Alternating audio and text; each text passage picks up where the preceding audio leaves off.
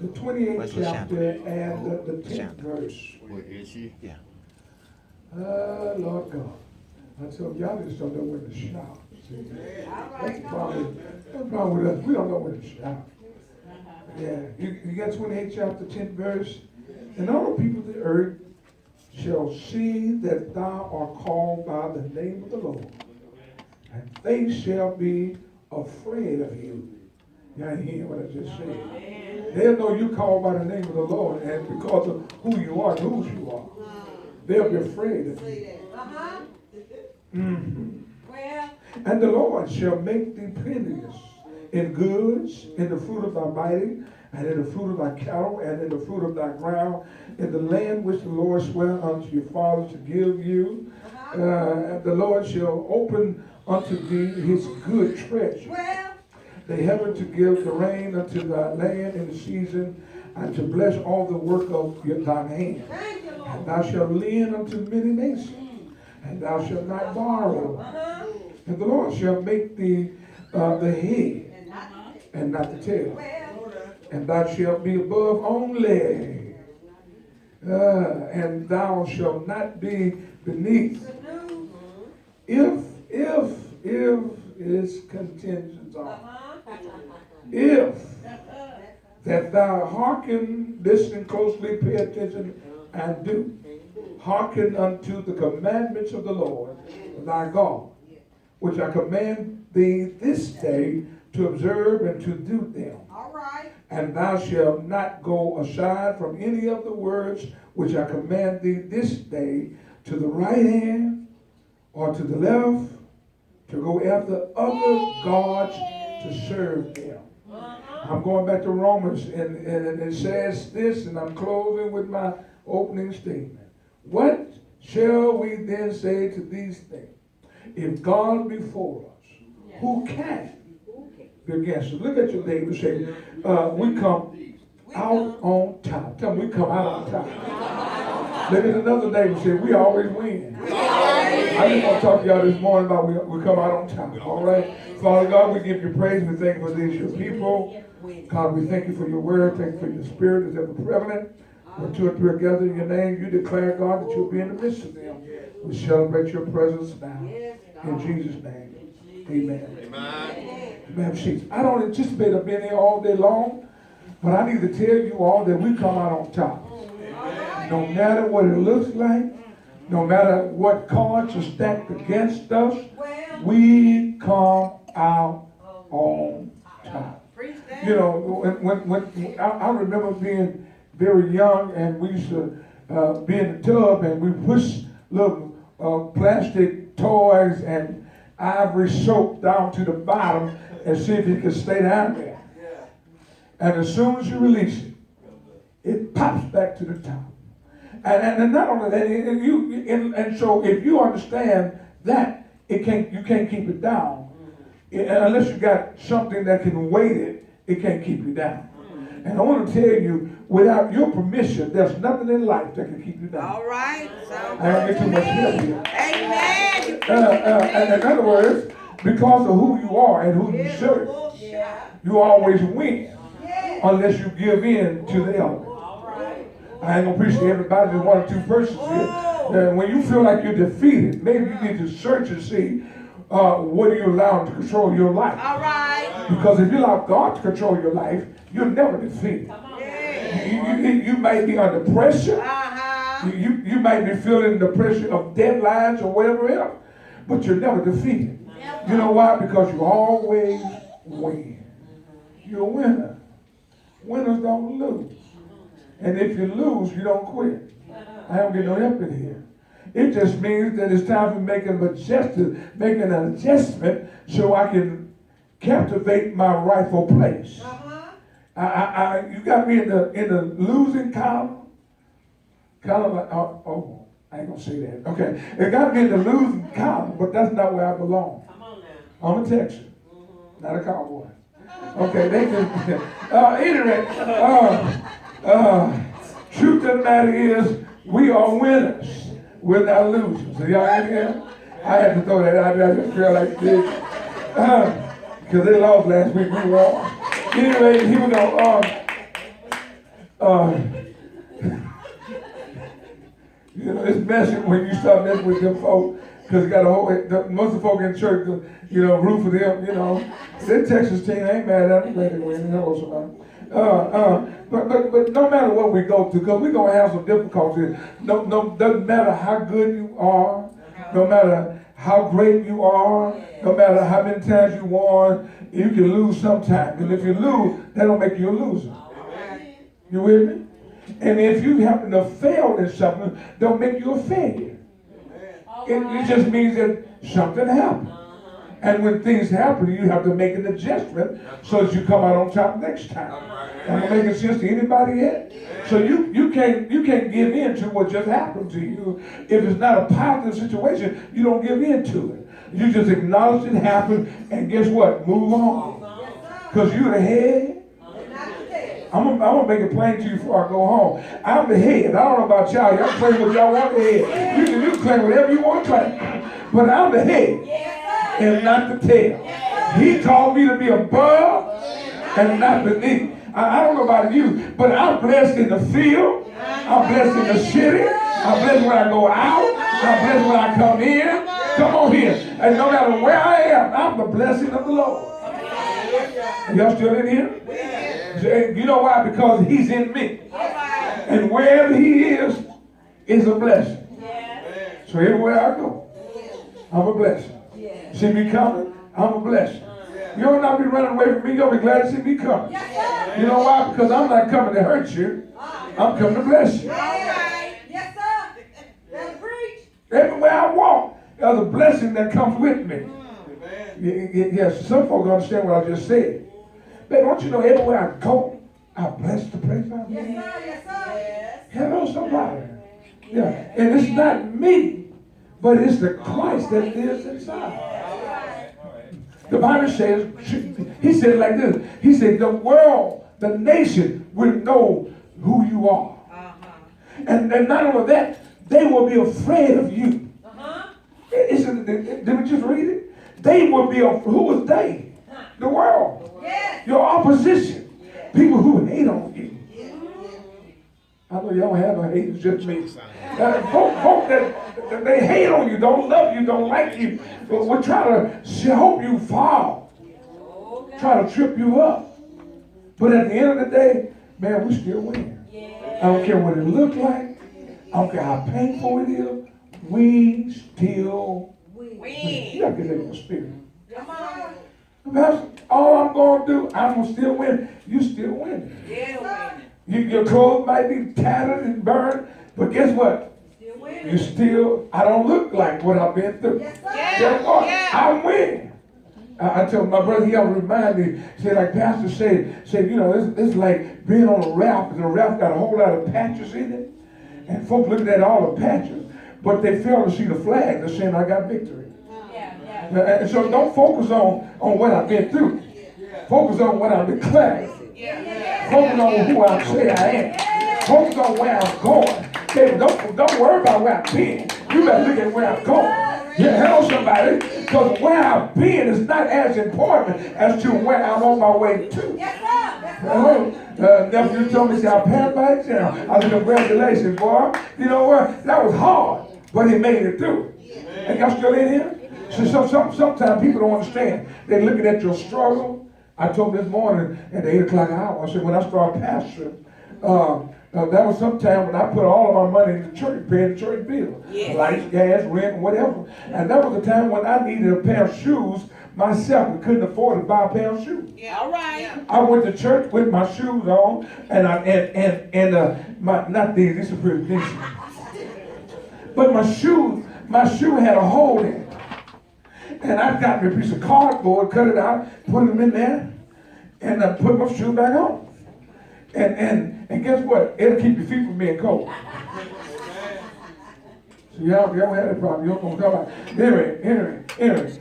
And I remember getting on the altar to pray. We used to come to the altar and pray, and with our knees bowed on the altar and our feet be pointed out, while you're in prayer, and you're in the altar, your feet out like that, and you got holes in the bottom like that. And I'm the pastor, so I couldn't let nobody see that. So I folded my feet under and prayed. And then other times I'll take my shoe off and put them on the side of me like I was real deep. And they thought I was deep. I just didn't want to be embarrassed with a hole in my shoe. And then, you know, you're the preacher, you're the pastor. You don't go have no hole in your shoe. No, Pastor rolling, Pastor banking. You know, Pastor's got money. Hello, somebody. You never see no broke pastor. Really? And somebody told me, you never broke, you just in between my money. Well, I'm really in between my money right now. All right. But today, thank God, praise the Lord, my shoes are pretty good. Hello, somebody. Been there, done that. But guess what? I was there. And I couldn't look there and say, look where I am, how horrible life is. I could stay right there and cry and complain about how hard life is. Or I could just keep on moving until God fixed my situation. Baby, a whole lot of people quit back there. All right. But it's only when you keep pressing forward that you see your victory. You never get the victory while you're running. You get the victory when you cross the line. So anytime you're on the way towards the line, you can quit at any moment. You can say, this race is hard. This is a difficult task. Or you can keep persevering and pressing across the line and see the victory on the other side. And when folks are celebrating you, they be celebrating your victory. They ain't celebrating your pain. They ain't celebrating your past. They're not celebrating your hardship. They're not celebrating what you've been through. They're celebrating what they see currently. And so you need to look far beyond what you're going through and see the finish line. That's what you're going for. That's what you're running after. You're not trying to get there and fall on the way. You're going to fall. If you fall, baby, let me make it to the line and fall on the other side. I don't know why I said all that. But I'm going somewhere. And you got to put in your mind that not only am I a winner, man, I come out on top. On top. I'm like the ivory soap. You push me down, but I'm coming back up. All right. I'm coming out on top. Yeah. Some things in life might push you down, might trip you up, but you can't stay in that situation. Don't stay there. Because you're winners, and winners never quit. Not when you don't want to say when life gets you down, don't stay down. Am I still making sense here? And I got another story. Let me show you something. Go to Genesis for me, right quick. And I'm gonna leave y'all alone. I'm trying to quit. I ain't trying to stay all day long. I'm going to the airport. That's what I'm gonna do. Y'all can stay if y'all want to. Genesis 39th chapter and verse 20. And that's the story of Joseph. Most of y'all know that story of Joseph. But I want to share it with y'all because it's very interesting. Joseph, and the way I went into this was that sometimes our life, when we see it the way God wants to see it, it's like a dream. And while you're in your dream, have any of y'all ever went to sleep and you were dreaming and somebody woke you up out of your dream? I mean, a good dream. Nobody know what I'm talking about. Y'all look at me like, what is he talking about? Have anybody in here ever had a good dream and somebody woke you up out of it? And when they woke you up, you're like, why you wake me up? I mean, you know, you're almost on the verge of being upset with them because, boy, that was I ain't had a good dream like that and I don't know when. And you took my good dream away. And sometimes life is like that. Sometimes your life is good, it's almost like a perfect dream, and all of a sudden something happens that destroys your dream and turns your dream into a nightmare. But even in the midst of the nightmare, you can always go back to sleep. I wish I had somebody here. You got to understand. Look at your neighbor and say, baby, you'll dream again, you'll dream again, you'll dream again. Boy, life will be good. Yeah, you'll dream again. You'll dream again. You believe me? Don't worry about it. Life is good. You just don't worry about the nightmares you have. Just focusing on, see, one thing about nightmares, you want to forget them. Yeah. Dreams, you're always trying to recapture. Anybody know what I just said? Yeah. Everything that's good in our life, we're always trying to recapture. Trying to see how if I can go back to sleep now, maybe I can redream that same dream. Maybe I can pick up where I left off at. Boy, it's so good. But nobody want to go back to sleep and let that snake bite you.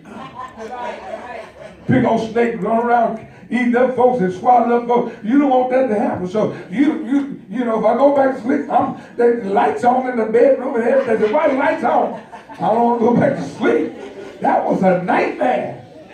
And sometimes when life happens, It happens like that. But can I tell you, the story of Joseph, Joseph was a dreamer. His dad said, loved Joseph so much, he gave him a coat they called a coat of many colors. Joseph was his favorite. Joseph had a dream so much so that his brothers got jealous of him and sold him into to traders. And they traded him off and took him to Egypt. And there in Egypt, he was working for the Pharaoh of Egypt, or the king of Egypt. And while he was in the Pharaoh's house, he was working. He must have been a real good-looking fella. You know, muscular and the whole 9 yards. He might put oil on in the morning, I don't know. Anyway, he was walking around the house, and the lady of the house said, I got to give me some of that Joseph. I got to have some of that. You ain't going to help me here. I'll see right now. I got the wrong crowd. The wrong crowd. And she was plotting against Joseph. She said, when Potiphar, my husband, when he go off on this trip, he can take a trip. When he can go on this trip, Joseph gonna come over here and conduct his business. I'm gonna trip Joseph up. He can't resist me. Not me. And yes, and so this particular day, Joseph comes to work, and Miss Potiphar said, well, Joseph, how are you doing today?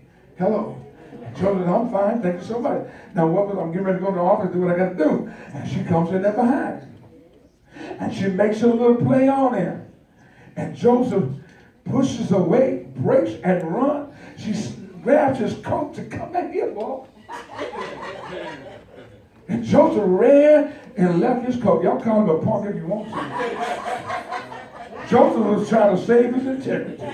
He ran. He hit the door. He was fleeing. Oh, Joseph gay. Y'all say what you want to say. Joseph was trying to live. Come on, am I done all right here? And so Joseph runs out the door. And the woman thought, oh, he ain't getting away that easy. So she starts screaming, help, help, help. That Jew, that fellow just tried to attack me, tried to assault me. And Joseph was running. Have anything ever happened to you? You know you were innocent, but yet they just said you were guilty. So Joseph was living a dream, and all of a sudden the dream was turning into a nightmare. I'm not making sense to anybody. And in his nightmare, he couldn't think this would happen to him in 1,000 years, but yet it was happening to him. And when Potiphar comes back from his journey, his wife began to rehearse and spill to him what that man had tried to do to her. I mean, she concocted a major lie. And when Potiphar's hidden, he's boiling, he's enraged, and thought, let me put my hand on Joseph. All I've done for him, I took him out of the slave quarters and brought him in my house and made him second to none. And he would do this to me, bring him to me. And when they bring Joseph to him, they cast Joseph. I need to read the text. Sorry, I'm just I got carried away there. That's all right. I'm going to do the 20th verse of that 39th chapter. And Joseph's master took him and put him into prison, a place where the king's prisoners were bound. And he was down in the prison. But the Lord was what? The Lord was with Joseph and showed him what? Mercy. And gave him what? Favor in the sight of the keeper of the prison. And the keeper of the prison committed to Joseph's hand all the prisoners that were in the prison, and whatsoever they did there, he was the doer of it. The keeper of the prison looked not to anything that was under his hand, because the Lord was with him, and that which he did, the Lord made it to what? So in other words, even when his nightmare was there, when he wakes up out of his nightmare, God is still with him. He's turned his nightmare into victory. He's turned his tragedy into triumph. I wish I had somebody here. He's no longer a victim, and now he's victor. Hello, somebody. And so, in other words, no matter what it looks like, no matter what it feels like, no matter what it sounds like, look at your neighbor and tell them again for me. Tell them we win. Tell them we come out on top. You got to get that in your spirit. Baby, I'm a winner, and I always come out on top. Just call me out because I'm floating, baby. Here we go. I said I got to let y'all go. So when all this comes across my mind, I'm thinking what Paul says in Romans. He said, if God be for us, Come on. if God be my strength, if God be my refuge, if God is my strong tower, That's him. then who's able to come against me? Who's able to defeat me? Who's able to hinder me beside myself? We could do, I told somebody the other day, the thing this person was going through, it was self-destruct. They were destroying themselves. And a lot of us, if we're going to fail, it's kind of like that tape back in the day, the Mission Impossible tape, saying in so many seconds, the tape will self-destruct. Anybody know what I'm talking about? And some of us, we self-destruct because we take our eye off who we are. And anytime you take your eye off of who you are, you suddenly make a mistake based on who you should have been, but you're not. Hello, somebody. In other words, there's an identity crisis in the body of Christ. When we forget that we are the sons and daughters of God, and in spiritual realm, we all sons, male and female, we're all sons. And when you keep your minds on that, then basically what he said over in Deuteronomy, that the whole world will know who you are. And because the world know who you are, they will be afraid of you. You know why they're afraid of you? If God be for you. That's all I'm trying to tell you. I'm just trying to tie this stuff together for you so I can go home. If the reason why they're afraid of you, that word afraid means have reverence and respect. Come on here. They see you coming to have it. You know, they don't want to bother you. They don't know why they don't want to bother you, but it's because the hand of God is upon your life. So some places we're gone, we don't supposed to be there but God. Somebody ought to shout, but God. Maybe none of y'all have but a God meaning, but I've had a whole lot of them. But God. That was somebody should have been dead. But God. Should have been in prison. That don't apply to everybody. But God. I could be in a psychiatric ward somewhere. Anybody in here beside me? Well, I have a whole lot of but God moments. I'm rejoicing. So can I quit right here? Yeah. We were born in sin, sickness, and iniquity. It was only God that brought you out. You don't supposed to be saved. But God looked beyond your fault. Sorry, I said I didn't have what to say this morning, but Deuteronomy say I'm the head and not the tail. If you walk around with your head in the air, people think you all of that and more. They think they special. They must think they somebody special, right? They must think they somebody. They must think they somebody. Who do they think they are? So no, baby, it's not a matter of thinking. It's a matter of knowing. And when you know who you are, you can walk in assurance. And no matter what everybody has said, my surety says, I am his child. And no matter where I am, he caused the crooked to be straight before. The God I serve goes in front of me and he would illuminate my pathway. That's who I serve. He would call my enemy to be at peace with me. That's who I serve. Hello, somebody. He would speak and cause things to happen. I serve, like one writer say, in Hebrews say, we serve the kind of God that calls those things to be not as though they were. Hello, somebody. And so if he opened his mouth in my behalf, I'm good. Next time somebody say that they're good, say, all right, I got that, because I'm good. Yeah, and your good is better than they good. Yeah, it's all good, baby. So you have to look at it, say, look, yeah, you may be good, but somebody might say, I'm better. If you know God, and you serve God, and you live for God, he'll fight your battle. Won't he fight your battle? Won't he make your enemy be at peace with you? Won't he? I'm closing. On a place called Calvary. Yeah. The Bible says they took him out to Calvary.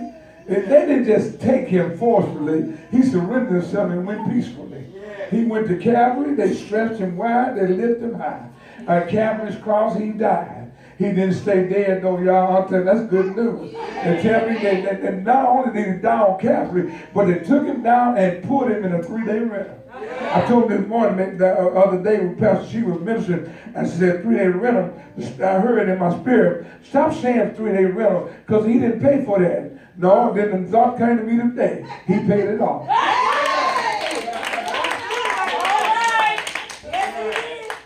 Yeah, he paid it off. But he only needed for 3 days. He stayed there 3 nights, 3 days, and early on that morning. See, we look at the days as being days, but the time frame makes the night and the day.